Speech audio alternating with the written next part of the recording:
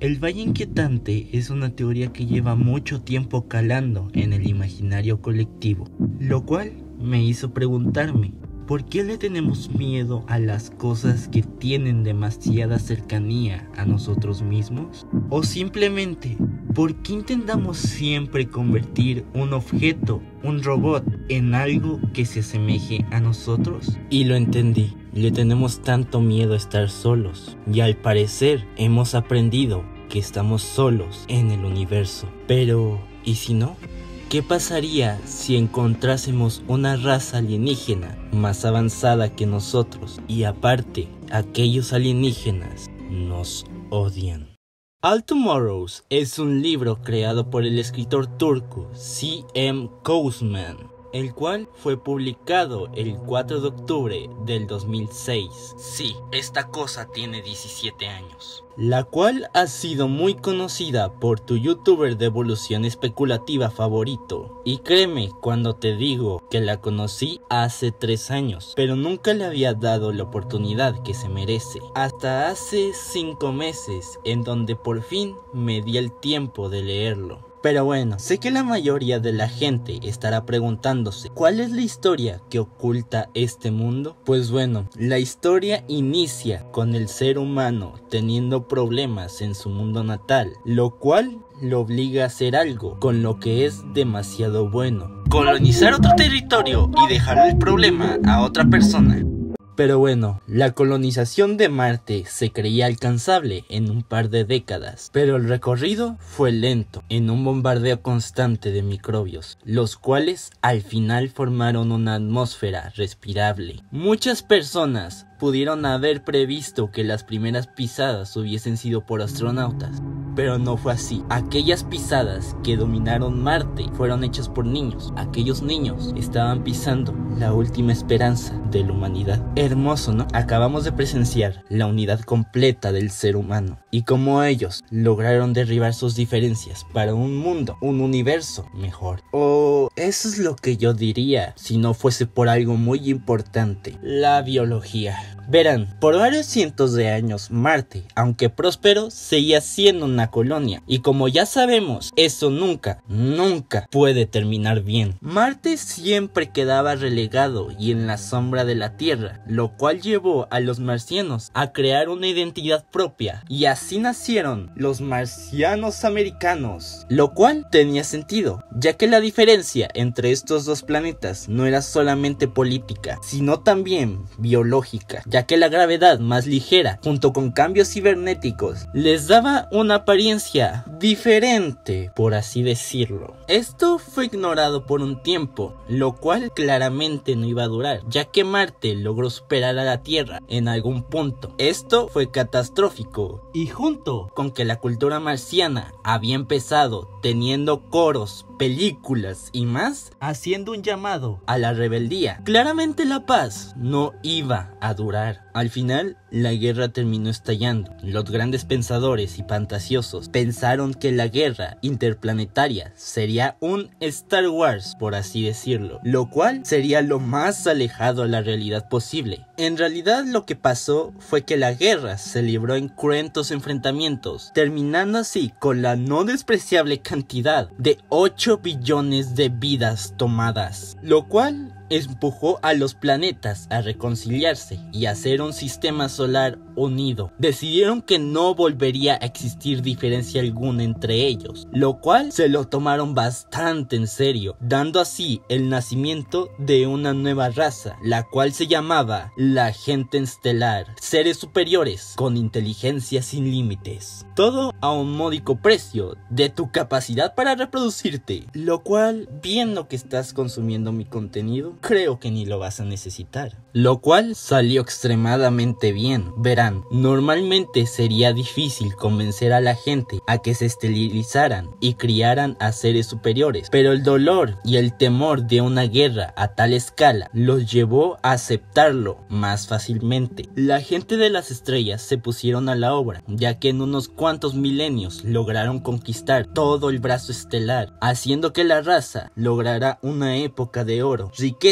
en todos los planetas, cultural y económicamente hablando, lo cual llevó a que se pudiera elegir estudiar y hasta trabajar. No hubo otro momento mejor para vivir en la historia. Eso, tristemente, no iba a durar. Unos años después, en un planeta lejano, la gente estelar encontró un animal bastante extraño y a su vez familiar. Un tericinosaurio genéticamente modificado estaba en un planeta increíblemente alejado de la Tierra, lo cual hizo saltar las alarmas.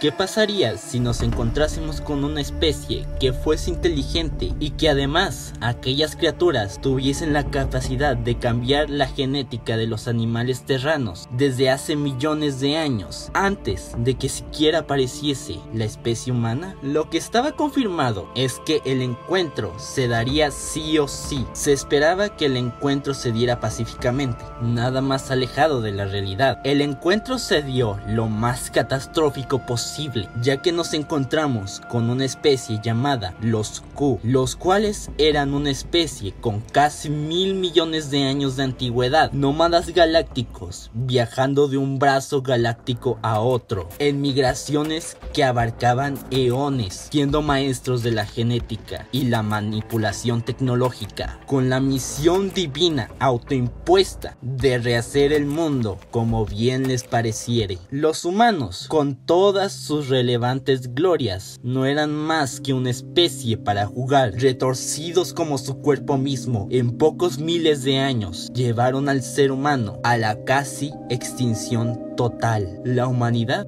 la cual gobernó durante mucho tiempo, ahora estaba extinta. Sin embargo, los humanos no lo estaban. Los Q, en su retorcida religión de cambiar el universo, decidieron que cambiarían completamente al ser humano, creando así a las criaturas que protagonizan este libro. Los primeros de estos que veremos son los gusanos, apenas más grandes que un brazo humano. Se veían pálidos, con brazos diminutos, frágiles pies y manos con una garra para acabar. No poseían dientes ni un sistema nervioso completo y tenían agujeros en vez de ojos. Su vida era reproducirse, cavar sin rumbo, y si encontraban a otro de su misma especie, muchas veces macho, simplemente se lo devoraban.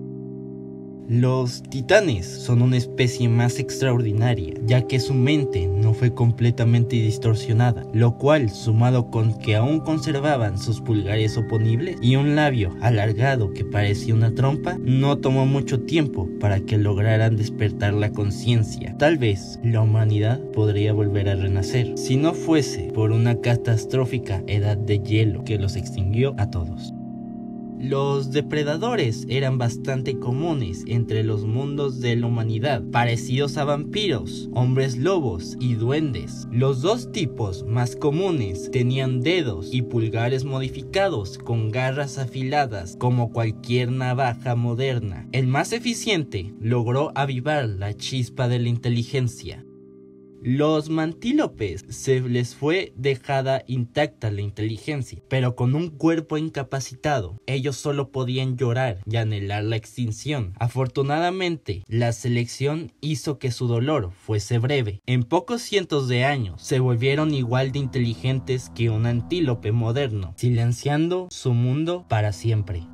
Los tentados se crearon para que sirvieran de decoración, y cuando los Qs se fueron del planeta, estos tentados crearon una sociedad matriarcal en donde las hembras le mandaban feromonas a los machos, los cuales hacían todo, y a los más fuertes se les usaba para reproducirse y tener más esclavos, lo cual logró ser extremadamente eficaz. En pocos años, estas cosas estaban destinadas a crear una civilización, si no fuese por un asteroide que impactó en su planeta, borrándolos así de la existencia. Los coloniales son de un planeta que pese a todo logró hacer una resistencia, haciéndolos retroceder por 2 ataques a los Q, solo logrando ser derrotados en el tercero. Y por haber resistido, les hicieron el castigo de volverlos en cubos de carne, dejándoles la inteligencia para que sufrieran por la eternidad. Los coloniales imploraban por su pronta extinción, pero eran eficientes y lograron llenar completamente su mundo.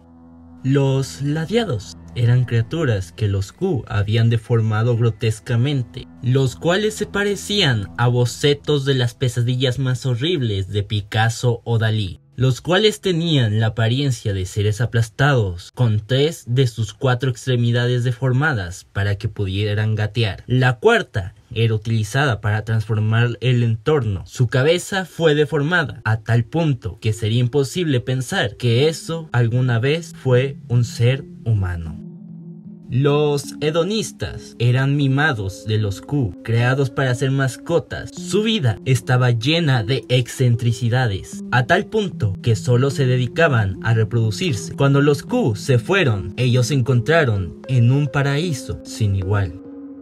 Los acecharrinas fueron afortunados, ya que en su planeta se vieron envueltos en un mundo en ruinas, pero conservando la tecnología de sus antepasados, lo cual, aunado a que su inteligencia no había sido reprimida, los llevó a obtener tecnología sin comparación. Uno a uno fueron descifrando las tecnologías que se encontraban en su planeta, pero su sociedad iba demasiado lento, lo cual los llevó a tener 5 guerras nucleares, de las cuales 2 fueron guerras nucleares, lo cual los llevó a volverse locos y creer que ellos eran los únicos herederos de la gente estelar. Mira, te estaría mintiendo si dijera que los humanos, la gente estelar, fue completamente erradicada, ya que no fue así, y los espaciales son prueba de ello. Los espaciales, durante la invasión, lograron esconderse en asteroides que los camuflaban y los hacían imperceptibles, lo cual los llevó a tener una apariencia más larguirucha, moviéndose con sus dedos y protuberancias anales, o sea que se echaban pedos pues. Alejados de lo que alguna vez llamaron hogar, se quedaron solos en aquel infinito oscuro.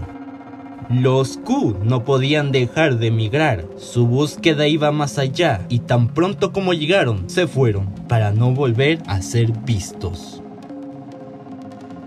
Los Q podrían ser vistos como los malos de la historia, pero aunque muchos de mis compañeros de la plataforma lo han hecho ver así, me gustaría dar otra interpretación. En el libro nos dicen que los Q hacían lo que hacían para proteger a las razas de su propio poder, pero la obediencia ciega trastornó la idea original, y creo que este es el verdadero villano de la historia, seguir ideas a ciegas. ¿Cuántas veces en la historia hemos visto que las réplicas a ciegas de ideologías, sin pensar en lo que lo originó, terminan en catástrofe? Recuerden, aquellos que siguen a ciegas solo llegan a un final, la muerte. Y así terminamos esta primera parte, con las criaturas más desdichadas que aparecen en el libro. Recuerden que este es un resumen pequeño de las 111 páginas que tiene el libro, y por ningún motivo pretendo hacer un reemplazo de este. Muchas gracias por ver el video, hasta la próxima.